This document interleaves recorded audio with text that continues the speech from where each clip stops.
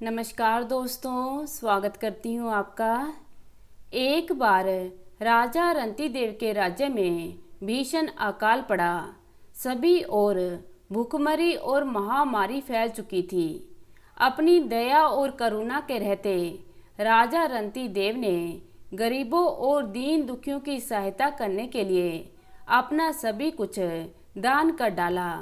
अब राजा रंतिदेव और उनका परिवार एक समय के भोजन के लिए तरस रहा था। कई दिनों तक बिना भोजन के केवल पानी पर गुजारा करना पड़ रहा था। एक बार राजा को कहीं से कुछ भोजन मिला।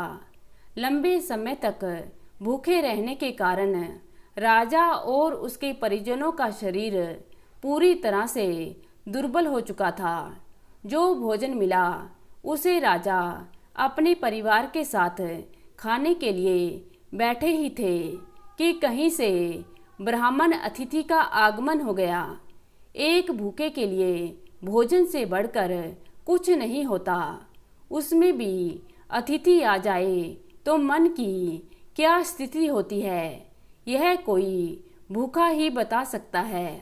लेकिन करुणा से व्याप्त महाराज रंतिदेव सब में भगवान को देखते थे। जैसे ही ब्राह्मण महोदय का आगमन हुआ, महाराज रंतिदेव ने बिना भोजन किए आसन छोड़ दिया।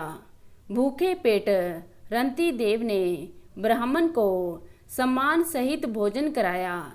ब्राह्मण महोदय को भोजन कराने और उन्हें विदा करने के बाद जो भोजन बचा था, उस भोजन को परिजनों में बांटकर अपनी भूख शांत करने के लिए बैठ गए। तभी अचानक एक शूद्र का आगमन हुआ। शूद्र भी भूखा था।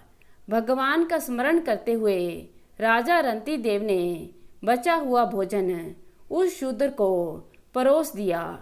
शूद्र भी भोजन से तृप्त होकर चला गया। अब बचा हुआ भोजन रंतिदेव करने ही वाले थे कि इतने में एक व्यक्ति अपने कुत्तों के साथ आया और भोजन की याचना करने लगा। रंतिदेव ने बचा हुआ भोजन उसे परोस दिया। अब भोजन समाप्त हो गया। अब राजा रंतिदेव के पास केवल थोड़ा सा जल बचा था।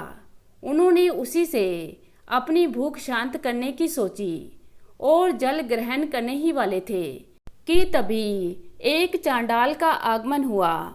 चांडाल आकर बोला, महाराज, मैं बहुत भूखा हूँ, कृपया कुछ दीजिए।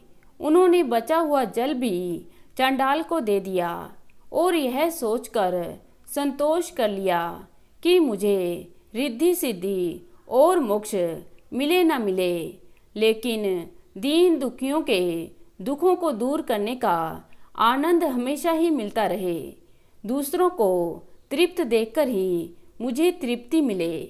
राजा द्वारा दिया जल पीकर वह चंडाल भी चला गया। लेकिन अब राजा का शरीर साथ नहीं दे रहा था। तभी भगवान प्रकट हुए।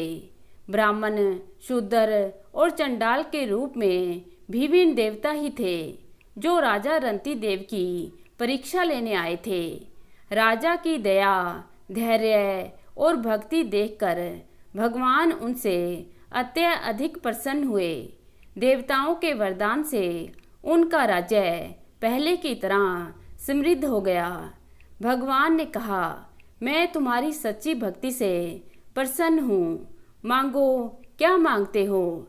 लेकिन राजा रंतिदेव तो पहले ही माया से परे थे। उन्होंने कहा, मुझे कुछ नहीं चाहिए, बस अपनी भक्ति मुझे दे दीजिए। भगवान ने कहा, आज से तुम्हें कोई कष्ट नहीं होगा।